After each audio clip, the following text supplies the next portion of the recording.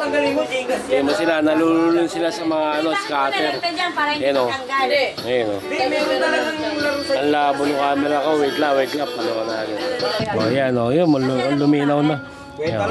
Wait lang. 30 lang tayo. Ito silipin natin. O. Nalululun na sila. Ayan o. Tamang inuman lang. Uy, nabago. O. Papaluwakan to eh. Ano tawag doon, Tibing? Tibing daw. Ba, agent. Ba, si ate Bing, agent. Nakuha ko yung laro. Tamang tingay isa oh. Kung magkasawala, magkano ka muna sa akin? Mas lamang yung panalo niya, pag talo ko lang 150, ubos. Eh dito, Gcash to. Gcash, tatanggalin mo?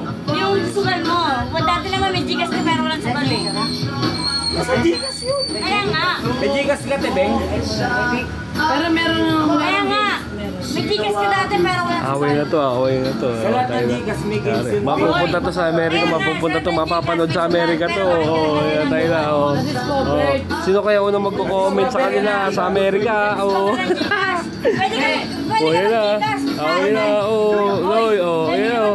Vlog lang to, vlog lang to. Oh. Huwag niyo i-comment yung mag-asawa. Ba magalit na kayo man sa Amerika. Oh. Masagot po. Oy, pwede ka mag-Gcash kahit di ka nagsusugal. Kaya hindi mo tinailan. Ayan, away na. Tayo na. Yari kayo sa akin, pupost ko kayo. May vlog na naman ako, may video na naman ako sa vlog. Ha? Kuya ko to. Ito, asawa ng kuya ko, ha? Natabi yung tatay ko, ha? Vlog lang to. Vlog lang yan. Wow, ha? Di ba nalagay yan?